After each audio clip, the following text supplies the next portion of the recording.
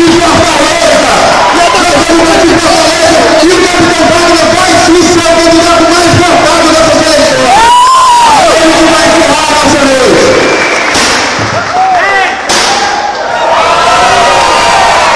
Pessoal, antes de encerrar, eu não queria citar nomes, mas antes da gente entrar, a gente estava ali atrás daquela grade.